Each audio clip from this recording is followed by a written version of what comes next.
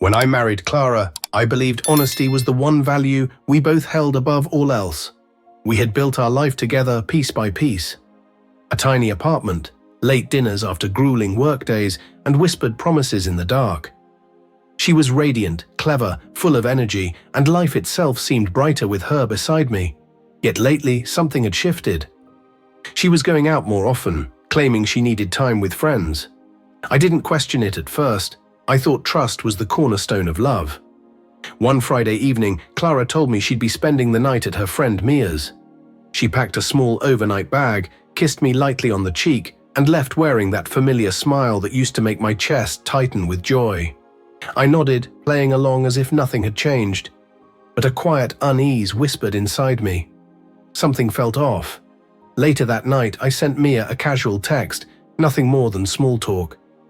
"Hey, Clara said she'd be at your place tonight. Hope you two have a good catch-up."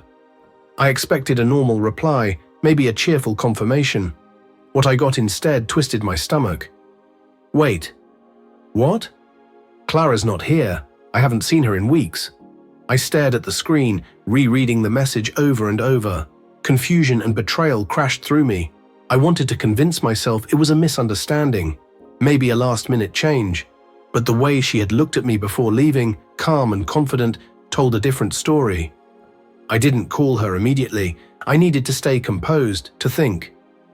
I knew Clara well. If she lied, she'd stick to the story until she felt safe, so I crafted a message that would force the truth out. "Clara, I just got a call from Mia. She said, 'You never showed up. I think something's wrong. Should I call the police?'" Less than a minute later, the typing dots appeared. Then her reply, "No, don't call anyone. I'm on my way home. I'll explain everything." My hands gripped the phone tightly. I didn't answer. I just waited, heart hammering, eyes fixed on the door. Half an hour later, Clara burst through the front door, breathless, tense, her hair a mess, her face pale. She tried to smile, but it faltered. "I can explain," she said, voice shaking. I stayed silent, didn't shout or accuse her. I just let her speak. "I was with a few co-workers," she began, avoiding my gaze. "We decided on a night out, but I didn't want you to worry, so I said Mia's place. It was foolish. I'm sorry." Her story was riddled with inconsistencies. I asked calm, pointed questions. Where they went, who was there, what time she arrived. Her answers shifted slightly each time. She sensed my disbelief, and soon tears streamed down her face. "Please, I didn't do anything wrong," she whispered. "I just didn't want an argument." I stayed silent, walked to the window, gazing out at the dark street. "Clara," I finally said, "you didn't just lie to avoid a fight. You lied because you thought you wouldn't get caught. And that's far worse than anything else." The silence that followed was heavy. She wiped her eyes and reached for my hand, but I stepped back.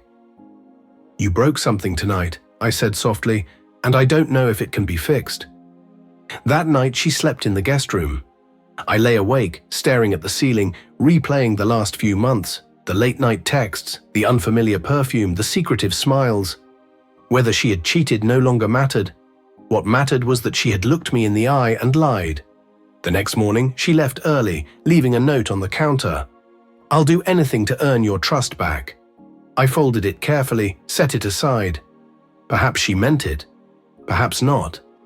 One thing was certain. The woman I had loved so completely had become a stranger. Trust, once shattered, never returns the same. And all it had taken was a single text, one simple truth, to make her rush home and confront the secret she tried so desperately to hide.